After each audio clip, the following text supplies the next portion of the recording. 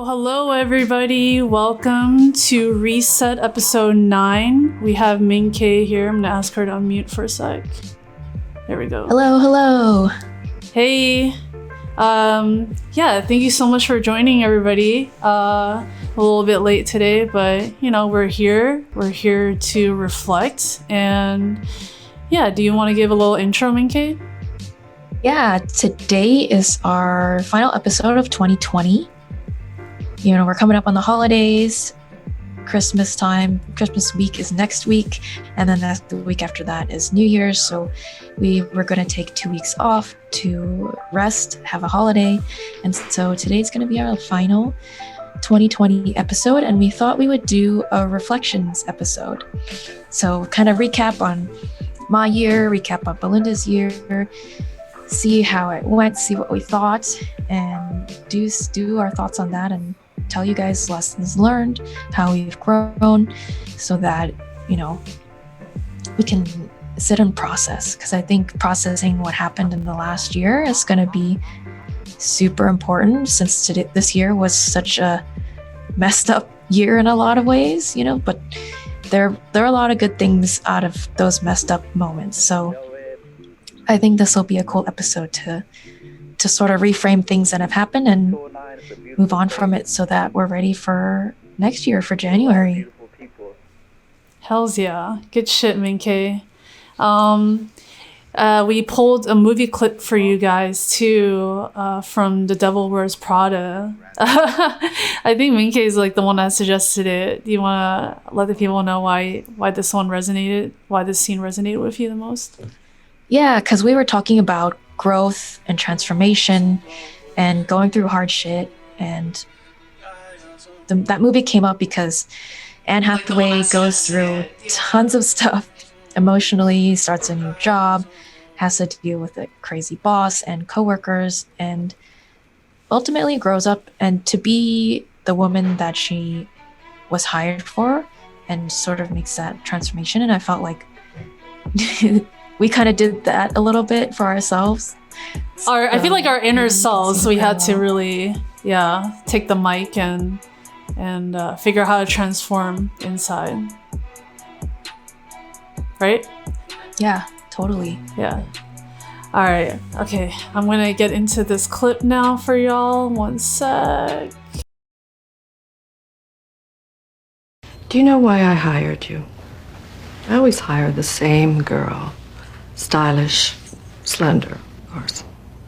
Worships the magazine, but so often they turn out to be, I don't know, disappointing and stupid. So you, with that impressive resume and the big speech about your so-called work ethic, I thought you would be different. I said to myself, go ahead. Take a chance. Hire the smart fat girl. I had hope. My God, I live on it. Anyway, you ended up disappointing me more than any of the other silly girls. I really did everything I could think of. That's all.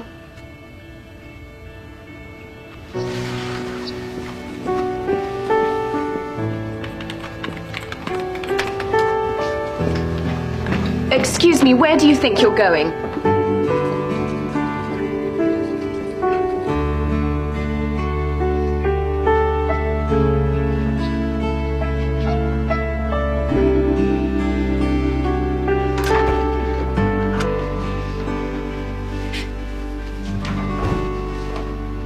She hates me, Nigel. And that's my problem because... Oh, wait, no, it's not my problem. I don't know what else I can do, because if I do something right, it's unacknowledged. She doesn't even say thank you. But if I do something wrong, she is vicious. So quit. What? Quit. I can get another girl to take your job in 5 minutes. One who really wants it. But no, I don't want to quit. That's not fair. But I'm just saying that I would just like a little credit for the fact that I'm killing myself trying. Ugh, Andy, be serious. You are not trying. You are whining. What is it that you want me to say to you, huh? Do you want me to say, poor you? Miranda's picking on you. Poor you, poor Andy. Wake up, 6. She's just doing her job. Don't you know that you were working at the place that published some of the greatest artists of the century? Halston, Lagerfeld, De La Renta. And what they did, what they created, was greater than art. Because you live your life in it. Well, not you, obviously, but some people. You think this is just a magazine? This is not just a magazine. This is a shining beacon of hope for, oh, I don't know. Let's say a young boy growing up in Rhode Island with 6 brothers, pretending to go to soccer practice when he was really going to sewing class and reading Runway under the covers at night with a flashlight.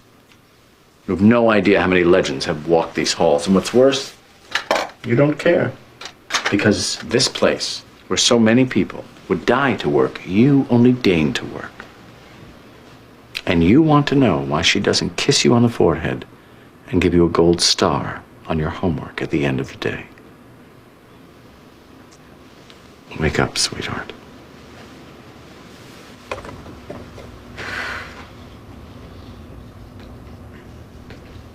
Okay, so I'm screwing it up. I mean, I don't want to. I just wish that I knew what I could do to...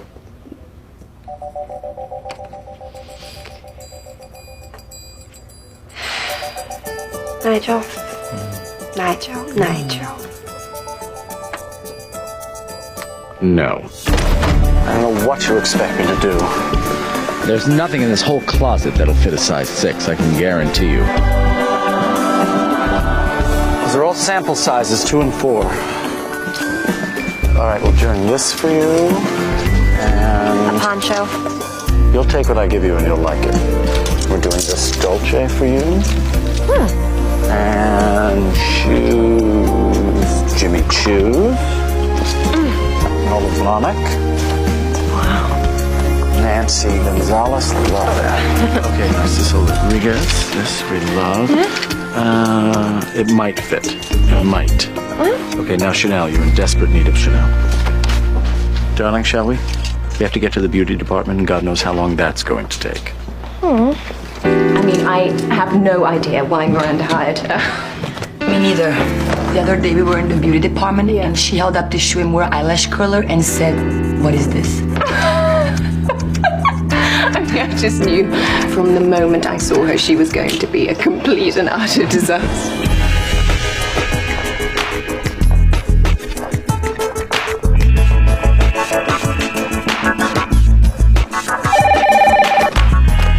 Miranda Priestley's office? No, actually, she's not available, but I'll leave word. Okay, thanks. Bye.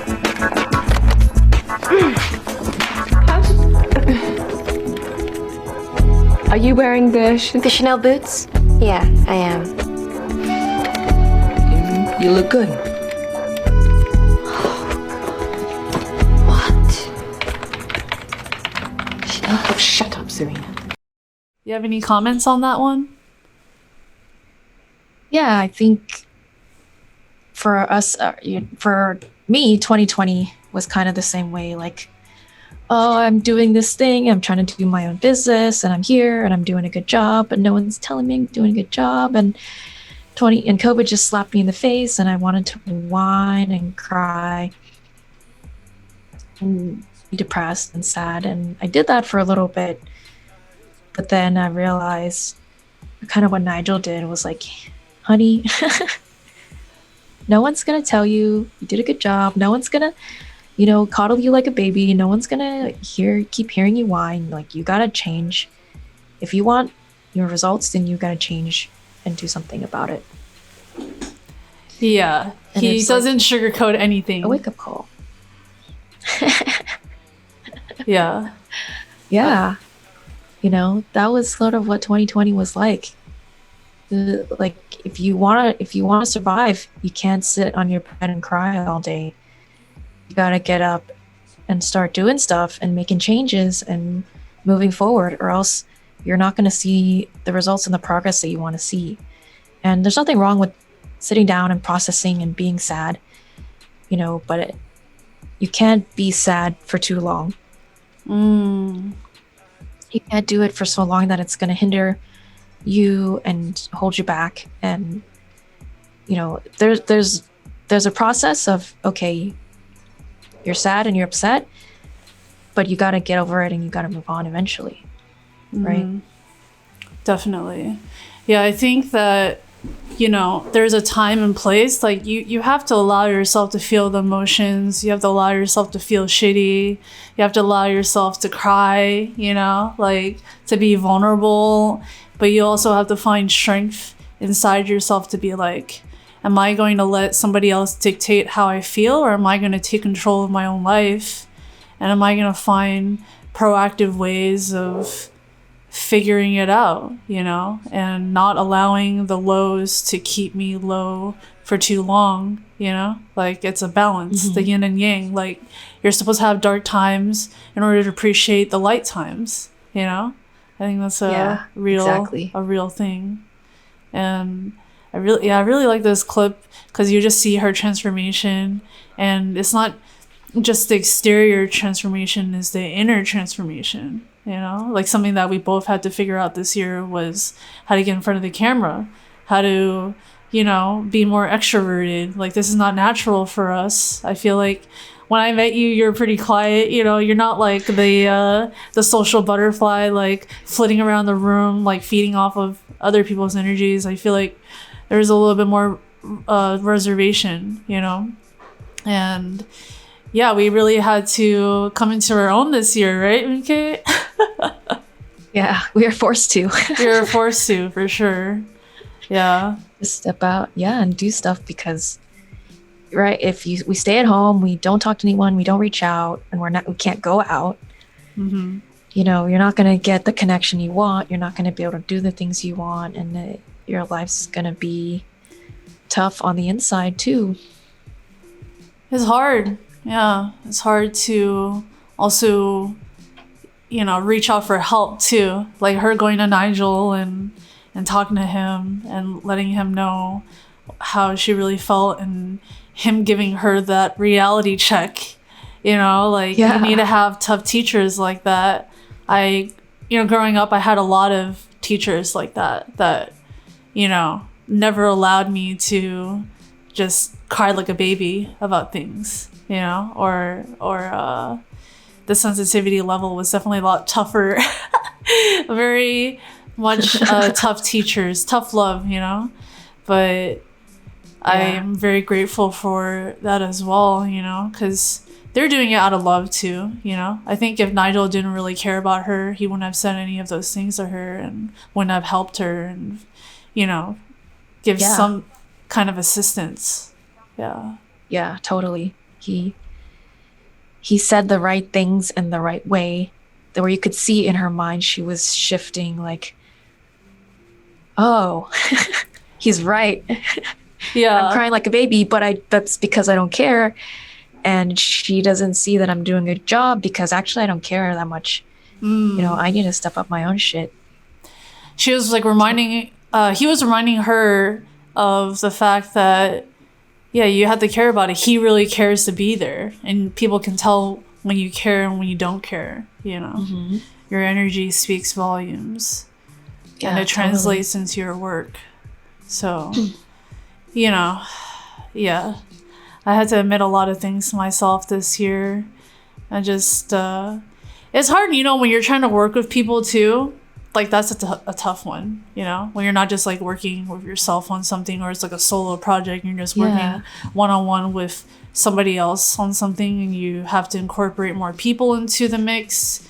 It's a lot of figuring out dynamics and being mindful, but then you don't want to lose yourself in the process of being mindful of others too. Like, you can be over considerate as well.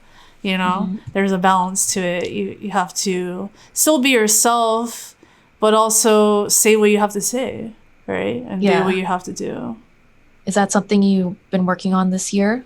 Working with others and having that balance of say what you want, but being able to compromise too.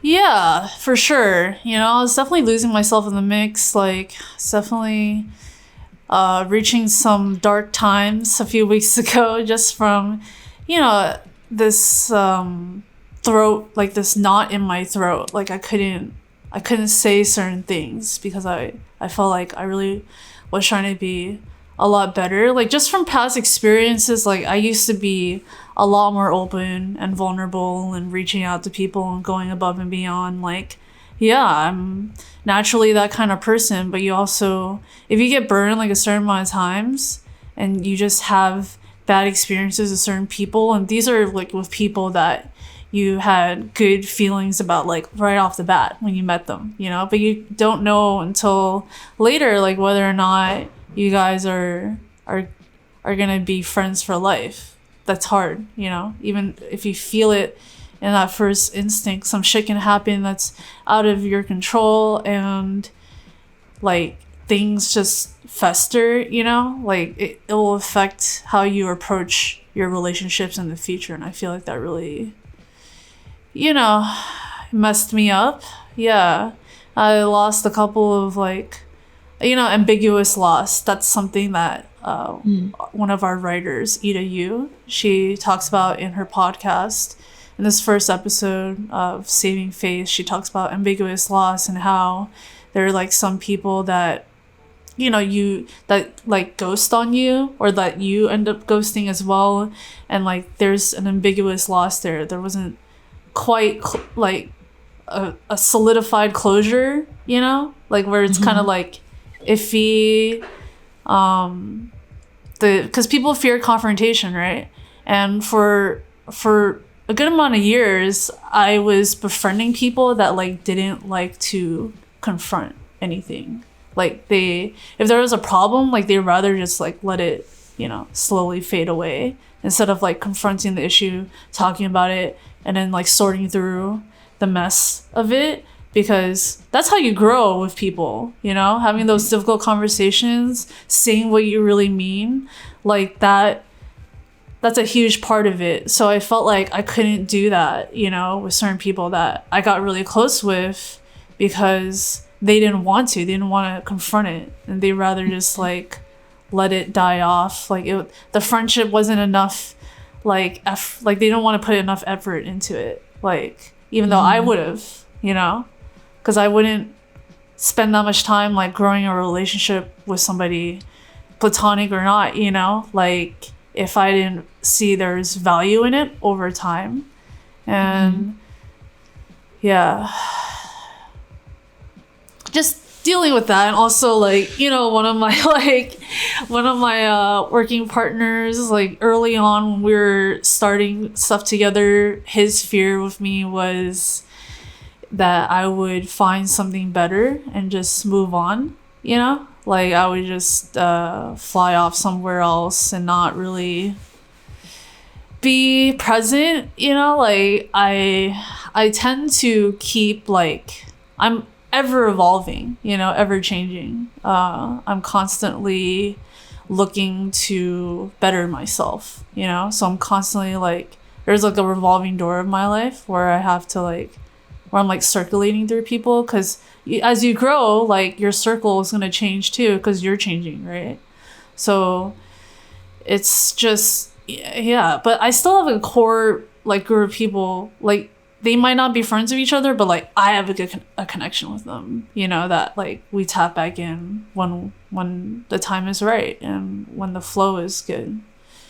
And I just had to be, I feel like I've been, but because like my friend had that fear of like me, just like moving on, like I've been doing this for a very long time, you know what I mean? Like I should be way further along in my career than right now, but I also have a lot of like creative integrity, and I care about the work that I put out, and I don't want to just be like a cog in the machine. Like, my cousin, there's like this comparison in my head sometimes I think about, where she's like a compositor, right? And she works on like big feature films, And she gets like, she's like a millionaire, you know what I mean? She gets like paid $1 million, and I owe like 5K in like credit card debt right now.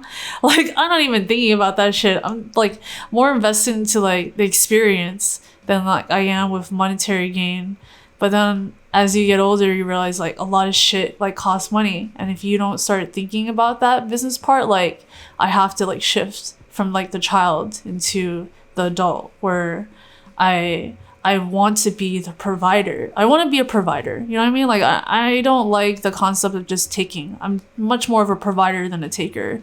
So I'm at this point now where I'm like, okay, I really have to mastermind this shit. Like, I've been coasting along. I let myself have this fun, you know. I needed these experiences, these stories to draw from. But, like, now it's, like, time to crack down on the business side. Like, how do I shift everything that I've been working on into a business? Like, I basically have to pitch it, right? Like, I have to pitch this, and I have to follow through with things, and I have to use my voice, and I have to show my face, and I can't be hiding behind a camera anymore. I gotta, like, for this to really work, like, I have to reach out to people, like, to way more people than I am right now. I think I've just been gradually doing it. But, like, next year is going to have to be, like, I got to step my game up or this is not going to happen, you know? I'm very fearful of, like, losing momentum. So I think about that shit a lot, too. Yeah. It sounds like you've grown as a businesswoman, you know, not just an strategic artist. You know what I mean? Like, I don't want to just, I want to make sure that whoever I'm working with right now, I'm going to be working with them in 10 years, 20 years, 30 years. Like, not just for this season, you know, like not just for this quick trend. Like, I'm like very strategically like hitting the right, like, certain people up, because I'm like more looking into their soul than just their work. Like, you can like somebody's work can be like super dope, super technical, super like, wow, like that's cool, you know? But how is that work gonna still have that feeling with you 5 years from now, 50 years from now? Like, that's the kind of feeling that I'm gravitating towards, that I'm drawn to, that I want to highlight, and I want to bring other people into that kind of world too, you know? That things don't have to just be so recyclable or like instant, you know? Things could like last way longer if you put more thought into it. Yeah, you're setting yourself up for like you're setting yourself a foundation. Yeah, dude. Of good people around you. For sure, man. That's what it is right now. It's very, very careful right now. Yeah. Yeah. Because there's hella snakes in the grass, bro. Like, as much as you don't want to think of it, but like there are hella people that would love to take advantage of you. And if you're not careful with that shit, like, people have agendas, you know? And I care about how good of an intention it is behind that agenda, you know? Like, are you just caring more about yourself, or are you really caring about like the people around you too, and whether or not you have that same like drive to provide for the people that you love around you, that is also has that same mindset of like providing for the people around them too, that like love and care for each other and isn't like trying to take advantage of other people, and like just trying to party and like you know, like how much value is in the partying if it's empty, you know? That yeah, totally. Sounds like you took this year to like pick and choose the people you're around and declutter your relationships. A lot of decluttering, dude. But I also told you too, like, I miss people, man. You know, I do. I miss people, and I gotta start reaching out to people more. Yeah, totally. I mean, this year was easy to just sit at home and be at home because you were forced to. But then also, like, I've been watching you, you know, with your relationship with your mom, because you've been forced to face that too, because you're with her more, you know, and you're trying to take care of her and make sure she's good throughout this whole thing. That's 'Cause you been the guys live hardest together. part, man. Yeah, you know, because I know my mom's health is not great. Like, dude, she just had like a root canal yesterday.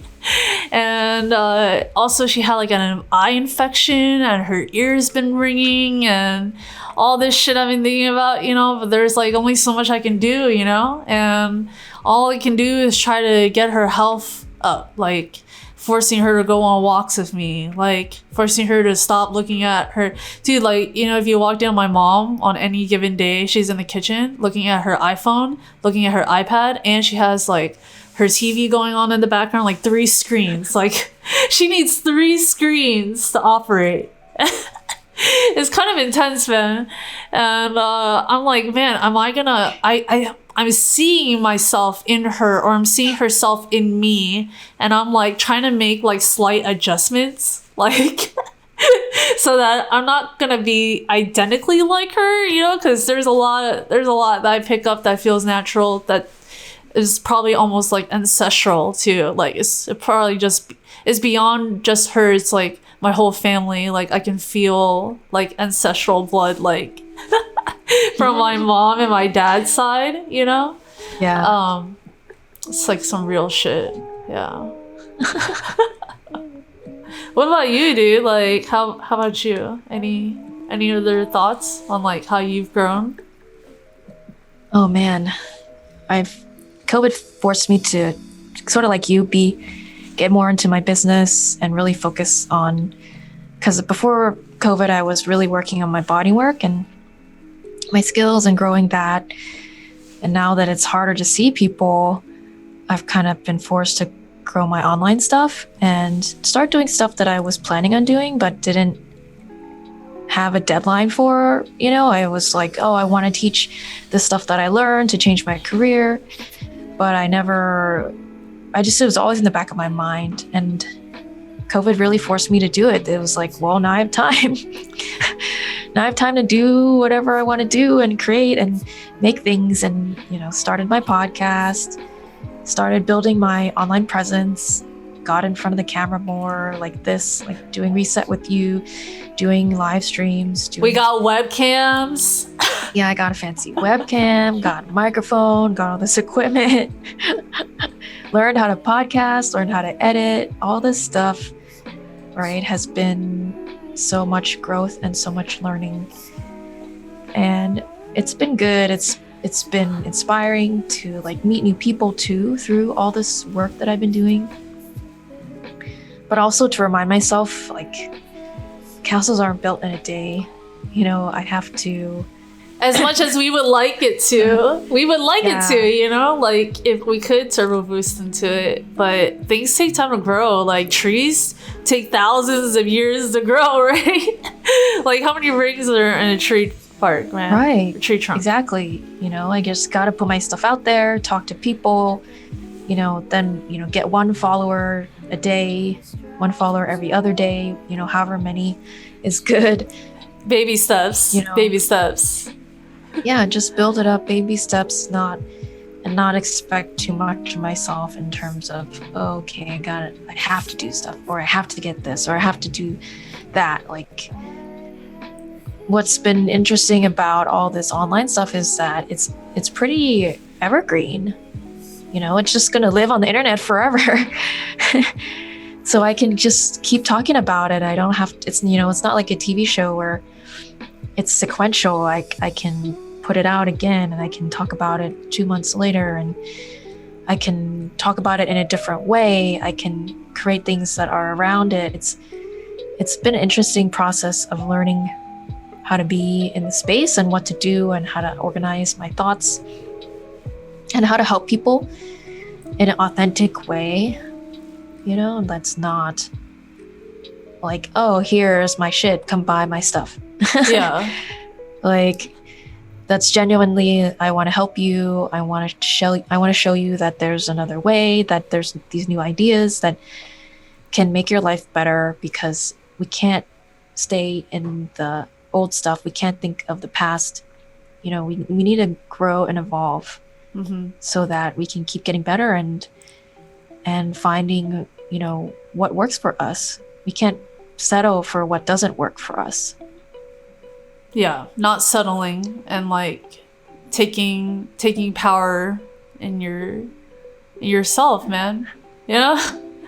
I think that was a big lesson that I learned this year because I had been settling for a lot of things. And it wasn't like I had chosen to settle. It was that I got into it and it was comfortable and I was coasting. Yeah. And then I realized, hey, I kind of am settling. And to get out of it, I have to do something for myself. I have to decide what to do. I have to get some help. I have to ask for help. I have to make those choices, make those changes if I want stuff to change. And one of those things was just becoming a better communicator. You know, kind of like you, I wasn't reaching out to people. I was kind of being a hermit for a bit. And I realized that, you know, because I didn't have my regular schedule of seeing my friends every week anymore. And then we weren't reaching out to each other for just phone calls, you know, because we don't normally call each other. We usually just see each other, and that's when we hang out. And so occasionally, you know, I'll hit you up every like 8 to 9 months when I'm going through a crisis, and you're like the one that I talk to me off the cliff. You know, it's funny, man. I always think about that shit. But you know, we just basically turn those phone calls into something more productive, something more thought out, something more cohesive, right? Like that's why we're doing this. Yeah, I think it's forced me and everybody in the world to rethink how we talk to each other and redo how we talk to each other just for the time being at the least. And then I'm being interested to see, you know, when we can see each other again, that how much of it sticks, right? Because this technology has been here for a long time already. We just weren't using it to its fullest potential because we weren't forced to. And now that we are, you know, look at all the stuff that people have been creating. You with Night Drive and your live streams, and me with the podcast. And there's probably like thousands of podcasts that got started this year because of being at home and that being. It's our last cry for help, humanity. Podcasts. Aliens are gonna come by someday and be like, what happened to these humans? And like they'll just like listen to a couple of podcasts and like, holy shit, all right, I see what happened here. Y'all self-destructed.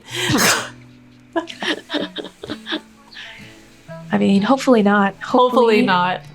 We stay alive for the next 10 years. At least. But who knows, the way that climate change is happening. I hope some shit changes really, like, you know. I have faith, you know, I have faith in technology and growth and people discovering new things like plastic eating bacteria and stuff that can recycle better, you know, ways to reduce non-biodegradable waste, things like that. I think. We're just really full of shit right now, you know, like the world is literally full of shit. Like we produce so much stuff that it's like, okay, you know, this is why I really want to stress the idea of like, you know, long-term thinking, right? Like instead of just like having a hydro flask, like that saves so many plastic bottles in itself. Like how much like unnecessary like one-time usage materials are we using, right? Like things like that, you know. Like I don't know, I think about that stuff maybe because of Dan. Yeah. Sustainable I think that living. Yeah, totally. It's becoming more and more apparent because of all the weather in the world. The weather this year was pretty crazy, especially in California. The wildfires. You know, people are seeing the truth of it. They can't deny it. Or it's, you know, if they're denying it, then they're just denying reality now. The water's coming up it's too. Not a concept. The water is coming up too. Like now people can see it. People can tell that stuff is happening, and it was so different this year compared to last year. So we'll see, you know, what the next year after this is, 2021. But I think it helped wake people up too of, like we're at home, we're watching the news all the time. This is happening. People realize it's happening. Yeah. You can't deny the truth. Yeah, dude. That's real. Yeah. So let's go back to you, Belinda.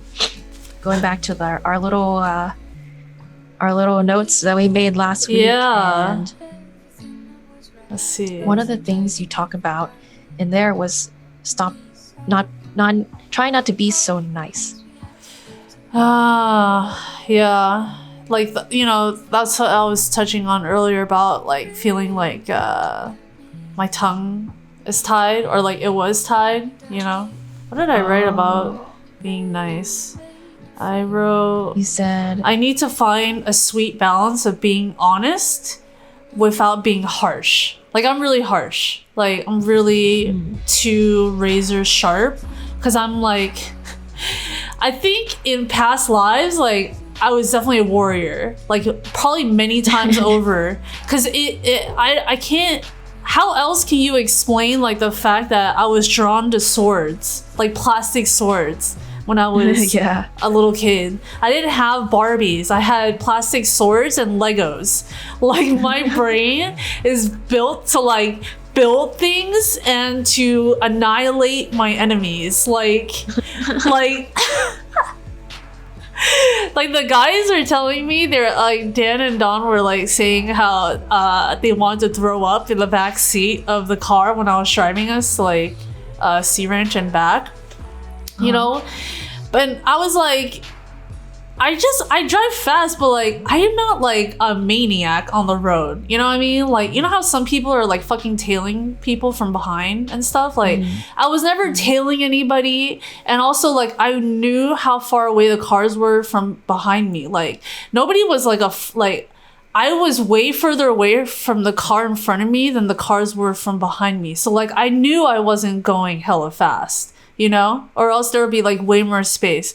But we're going through like all these curves and shit, and like I'm going like initial D style, like they're like, oh my god, what's happening? But I also like knew, like, okay, I didn't pick this car that we rented, like Dan picked it, and the trunk was not big enough for us. Like, I brought my Rocket 8s with me, and like that takes up hella space in the trunk. And it's like, all right, so they were like, the car was like completely full, and I was just thinking about, maybe this is a perfect example of trying to being too nice. Like, me being too nice did not translate to being too nice. They were like, we wish you would have gone slower. I was like, I wanted us to get out of the car. Like, y'all are full of shit. Like, they had like bags and stuff on them. It was not comfortable. It was not like I'm just chilling in the back. Like, no, there was like, it was like full of stuff. Like, even in the second row. So I'm thinking like, I don't want to go hella, like, I don't want to go like grandma slow, or else we're gonna take forever to get there, But I also wasn't going like hella fast either. Like, I was very aware of the car in front of me. Like, I was never tailing it. So but they don't see that. They're just like, what is happening? And we're also like, when we were driving there, it was hella scary for them, because like we were right along the coast on the one going up to Sonoma. And it's like really winding. Like, it winds a lot there, but like if you go too slow too, like it's gonna take forever to get through all those curves too. There's a balance to it, so I'm like, I don't know, like, I guess I gotta go even slower next time, like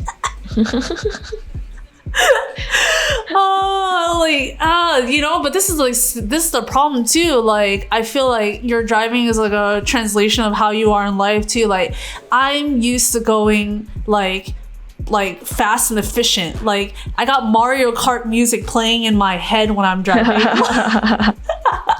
I'm like, let's go, boom, boom, boom. Like, I don't ever crash into people, and like, I don't get into car accidents. Like, the 2 times I got into a car accident, it was like other people coming into my lane. Like, I was like, what the fuck is going on right now, And like, the second one was because I went to like 4 festivals in that 1 month. Do you remember, like, going to Burning Man, and then I went to like Eclipse, and then I also went to like Soul Action down in LA too, like, and the other 2 festivals were like a week long. I was coming back and I wasn't paying attention, right? So it's like, overall though, like, I'm not gonna fucking like kill us. Like, trust me, like, it'll be fine, you know? I mean, it sounds like you were trying to save them time from being squished Yeah. by going the speed you thought was good, but then they were still getting nauseous. And did they tell you? Or did they wait till the end to tell you? No, they told me. But I think like Dawn was also trying to get Dan to drive, and I was like, nah, man, I want to drive. Like, I rented this car. I'm the primary driver on this car. Like, I didn't like. And if you guys get into an accident, I'm fucked. Like, I don't, you know. Yeah, that's true. Like, so I was just trying to take responsibility, and I was going mad slow. But it's like people translate slow and fast in other ways. Like, some people drive slower, some people drive faster. Like, they have their feeling of slow, and you have your feeling of slow, and it's not the same feeling. That's a perfect translation into how we work together too. Like, you know, like you like finding that rhythm with people, like, is difficult, man. It's difficult, and I'm working on it. I'm gonna get better at it, but. Yeah, I don't know. Like, I also it's hard for everybody because everybody's so unique. You know, your definition of rice is not the same as somebody else's definition of rice. Yeah, rice is such a simple thing. Yeah, I don't know. You know, like, they should know I'm never like intentionally like trying to fuck with them. Like, I want them to throw up. Like, let's go. You know. Yeah, it's never coming from a bad place. No, but it can be taken that way, I guess. Yeah. You know? Yeah, it's hard. Yeah, I don't know, man. Just it's a process of learning. Like you said, you're learning how to not be too nice and be honest and not be so harsh too. Yeah, I'm learning how to talk to people, man. You know, like, I have so many conflicting thoughts and feelings with approaching people because it's like, first, I don't want to come off as fake, right? I don't want to sugarcoat things too much, and I want to be real with people. But you also have to be nice to them. You have to make sure you don't hurt their feelings, and you gotta like, there's like a lot like to take into consideration, and like at a certain point, like, I don't know how much I'm supposed to filter here. You know, like, that's what I've been learning about myself, like. How much am I supposed to filter? How much am I supposed to say? Like, how little am I supposed to say? Like, there's certain things you gotta, you know, like. I think the thing is, you gotta recognize when you're upset. And then when you communicate with someone, you can't communicate with them when you're upset. Because that's when all the harshness comes out. You know, yeah. Which is hard to do because sometimes you want to address something right away, but that's when you feel the emotion and you kind of have to like figure out how to say something nicely, but you're upset. That's super hard to do. It was also the accountability thing too, you know, like how, like, whether or not you can hold the other person accountable and if they can hold you accountable, like people holding each other accountable, like, and having open communication and like being okay with that, like, that's been hard one to like work through, you know. And so much of what we do here at NÜFLY too is focus on mental health, so like you don't want to be that, like, you know, like Miranda Priestley, like you can't be like her where you're like the dragon lady, you know, like, yeah, that's not gonna work in this situation. There's a balance, there's like a, you know, I don't want to turn into the dragon lady, but there is certain merit to things that she says. It's just like, you can say it nicer, right? Or you could do it nicer, you could do it in a more digestible way for the other person. Yeah, one of the things I've learned in therapy is you can always say what's true about yourself, right? And nobody can tell you, you know, what you feel or what you think is wrong, right? But you can be honest about yourself, like, oh, I'm feeling overwhelmed right now, or I'm feeling upset right now, or I'm feeling this. And it's not like you're putting it on anybody, but you're just telling them what's happening with you so that you can address it together, sort of thing. You know, it's like, I think this goes back to the Not expecting the confrontation other thing, person. though. You know, like what I was saying earlier about just going through a string of like friends where they just did not like to confront things, and by the time they confronted it, it was like so far from like the event that you couldn't really heal. I think people, the best don't know way. how to. You know, it's such a skill to be able to do it in a nice way where you're not going to lose your friend. Right? It's so hard when you're upset too, of like how to put your feelings out there and be vulnerable. And I mean, I never had that as an example growing up. You know, my parents always just yelled at each other. Which is not a good way to talk to each other. So, No. But which is better, like, you know, getting it out like that, or like just stewing in it forever, not saying anything, you know? I don't like, think either is good. I think that you have to figure out your way of how you want to address a problem. You know, depending on your personality and how hot-headed you are and what you can do. You know, I know people who they'll get upset and they'll be, oh, I'm upset. I want to talk about it, but not right now. I want to cool down. Let's talk about it later. Yeah. And then they go away for a couple hours. I have to check on them and say, hey, are you ready to talk about it? And then when they're cooled down, they're ready. You know, they're still a little upset, but they're not as hot as before. They're like more open to hearing things. You know, so it's a process of learning how you are and what's going to be good, because I think you both ultimately want to fix it. And you both have to set aside time and say, this is how it works for me right now. Yeah. So that I can be, you know, calmer and more real and nicer to you when I want to fix it, even though I'm upset. But also be able to address both sides, you know, because ultimately, whoever you have a confrontation with, they want to be heard. They want to be understood. And they want to know that there's going to be a solution. That the other person gets it. Yeah. You know? Yeah. It's like even if you made a mistake, acknowledge your mistake, which is also a skill. You know, don't have so much pride that you can't acknowledge your mistake, and then don't have so much pride that you can't say you're sorry and try to fix it too. Like, it's What sucks is like when I get into these like situations, especially with guys, like it feels like they're talking down to me a lot, like, and That's the that worst. they expect that I'm 100% at fault and they're not gonna apologize for anything, and I have to apologize in order for us to move forward. And that's the shit that gets me like so livid, and it's hard to calm down from that, and it's hard to, because it's like, you can't even meet me in the middle. I have to go all the way over there. Like, and I have to, I'm the one that has to keep doing this shit over and over and over again. Like,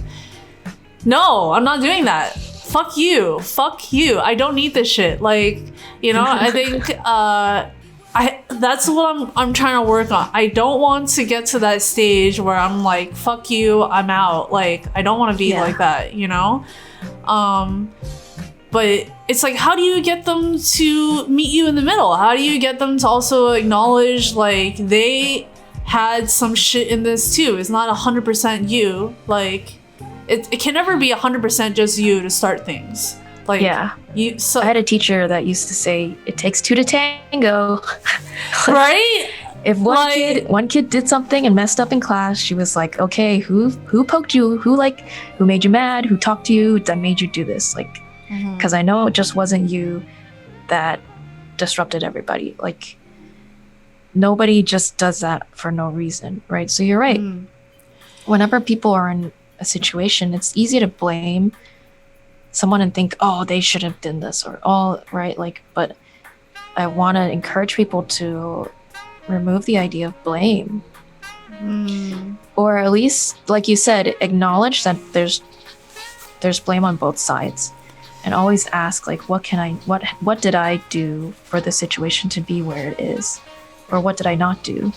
Right. I also but it sounds like for you, you know, things build up too, you know, when you don't say certain things, when you let things slide, you keep letting things slide, like you don't voice certain things, like they might not know that they did something, but it's like you wanted to just be chill about it, so you just let it go. And I've been doing that, and I think like it built up to this point where I started acting out in other ways, and it's really a build-up of all the things, not just the triggering point, you know? Yeah, like you wanted to be nice about it and let it go, but it actually bothers you. And so your fault is you're not honoring yourself in admitting that it bothers you. Because I feel like they don't see it. Nice. They don't see why I'm offended. They think it's ridiculous that I'm offended at all. Like, have you tried to talk to them about that? I have, you know, especially, you know, yeah, with the guys I'm working with now, like we're on the same page, you know. It's just that's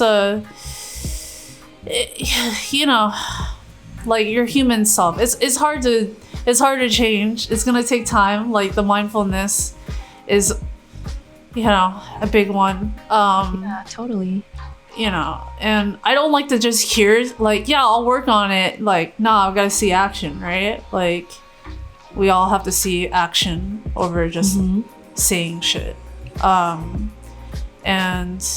I'm just hoping that, yeah, and I want to hold myself accountable too, and I want the people around me to hold me accountable to myself as well, right? Like, or else, like, this would not be possible right now if I hadn't been working on myself and growing and like becoming better at communicating and listening to others, you know, in the past like few years, more so than I was in my teenage years, you know. Like I'm really working on the listening. I'm really trying. So I've been trying to listen since I was a teenager, but like it takes time to like lose some of that hot-headed energy like that comes from being like an Aries.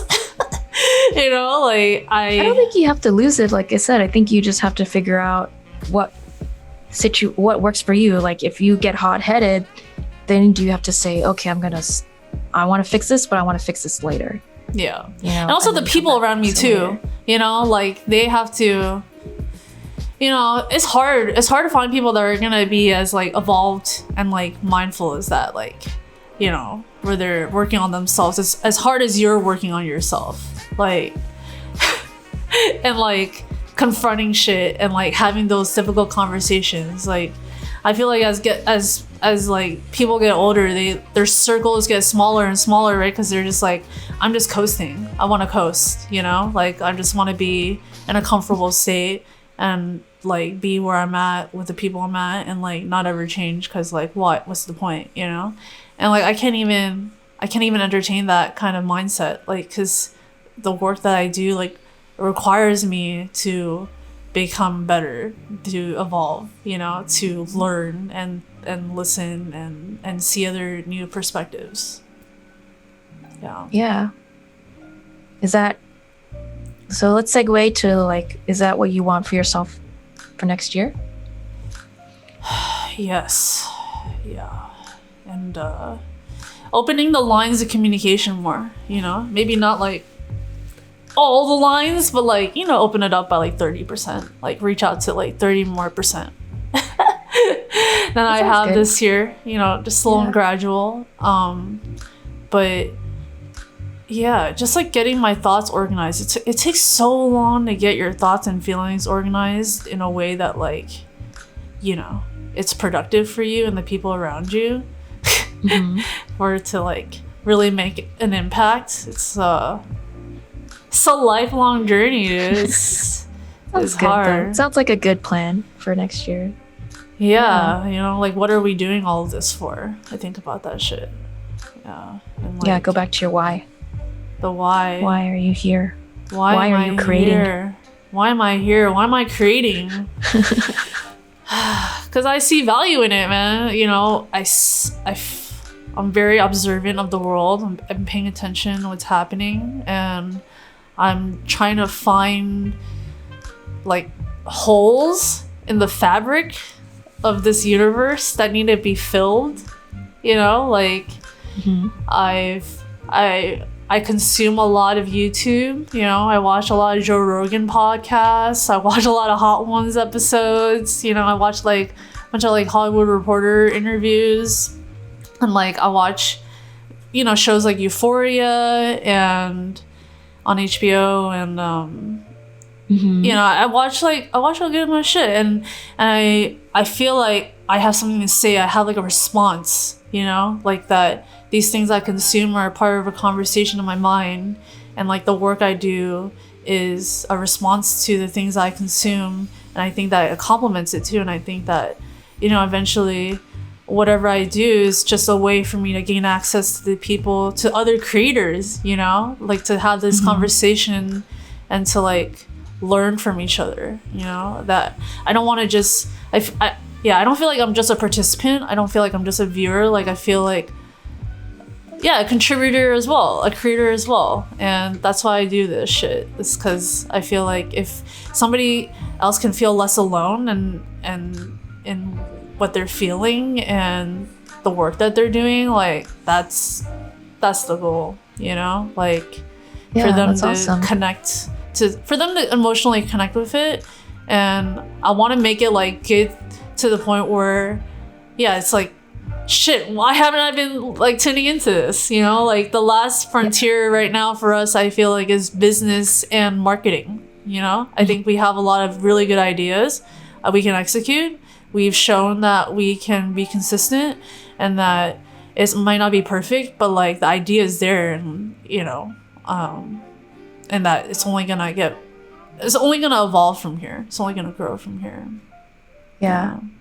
That's awesome. And that we're gonna get more people into it. And it's gonna be a worldwide thing. Really want to just start an ocean of movements where like people are more mindful and like thinking about shit just past like, you know, their next meal. Like how do we create generational wealth, generational mental health? Like, yeah. So good questions. Yeah. A lot of shit to think about. A lot of shit I've been pondering to myself. Yeah. Yeah, I mean, I'm thinking about those things too. Like, how do I keep getting my message out there? How do I reach more people? How do I create a message? How do I solve these problems I'm seeking to solve?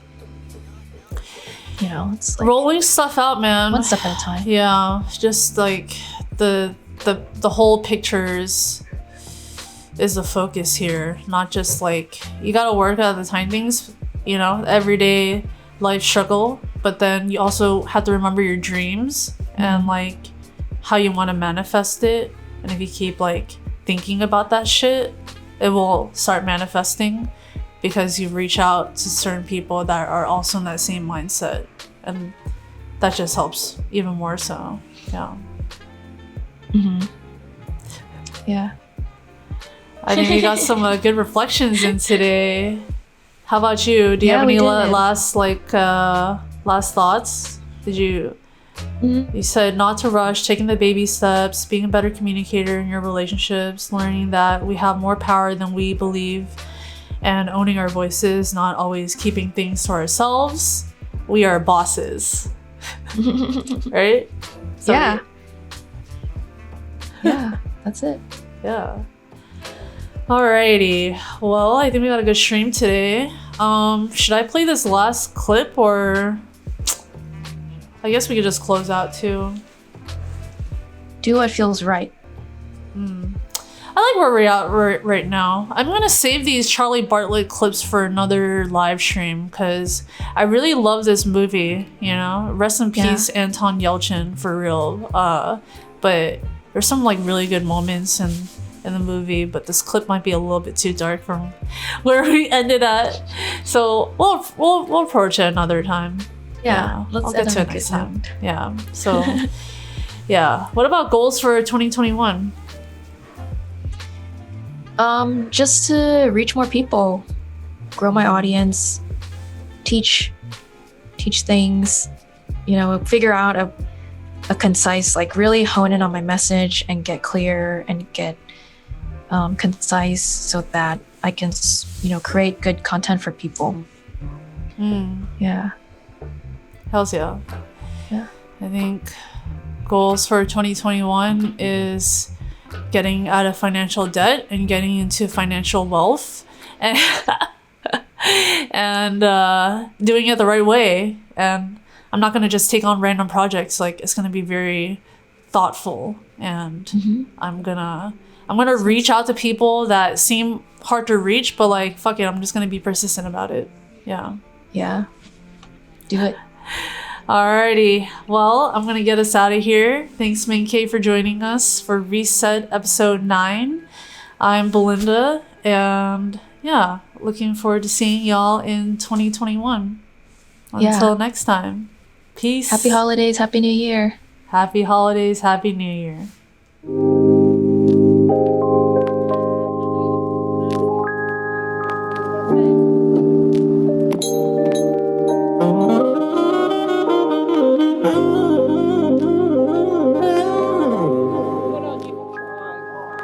Okay, that's